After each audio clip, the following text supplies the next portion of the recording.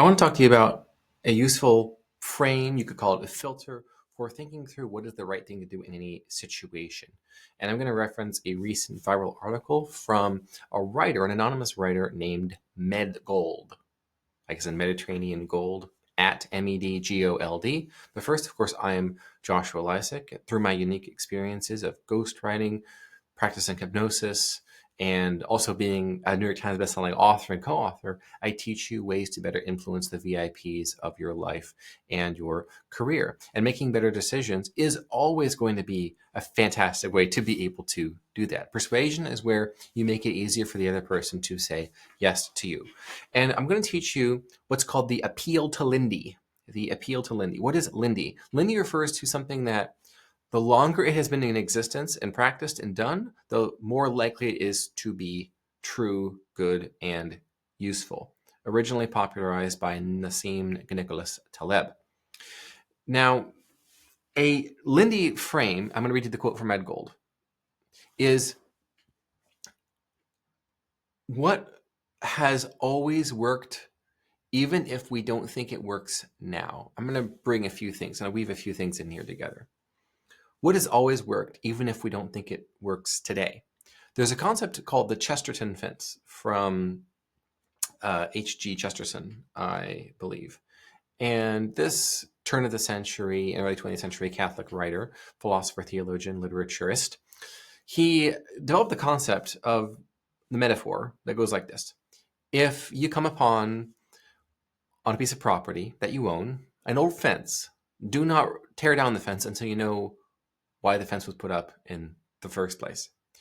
The last 100 years, the last 50 to 60 years, but particularly the last 30 years or so, the internet has accelerated this, of course, social media, social network, communications, technology. Culture is completely different. Social norms, customs, attitudes, beliefs are so different now. Pull up a 4K walking tour of New York City. Now go look up from the year 1900. New York City footage, 1900. What do you notice that's different, besides only everything? The Med Gold quote that went viral goes as follows. The natural order is men hunt, protect, and provide, while women nurture children, try to limit male aggression, and take care of the home. This natural polarity is how it's always been. Modern details cannot disrupt what our DNA already understands.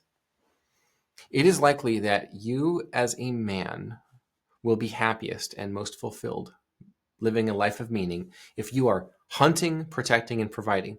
You women watching this, you will be most happy, filled with meaning, rich life, if you are nurturing children, limiting the aggression of the masculine man in your life, and taking care of the home. This is polarity.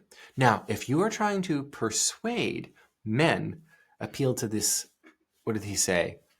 What our DNA already understands. Appeal into the what their DNA understands when you're selling your product or making a pitch or offering a service.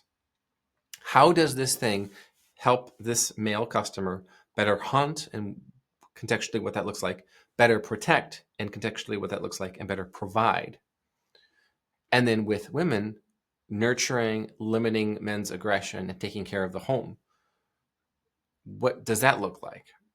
Well, with the first one, nurturing children, it might be, how does this product help her attract a mate with whom to have children, that he is likeliest to stay around because of who he is, so that you can be home taking care of the home.